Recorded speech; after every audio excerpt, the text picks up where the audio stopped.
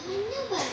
অসম আমাৰ ৰূপহী গুণৰ নাহে, ভাৰতৰে পূৰ্ব দিশত সূৰ্য উঠা দেশ।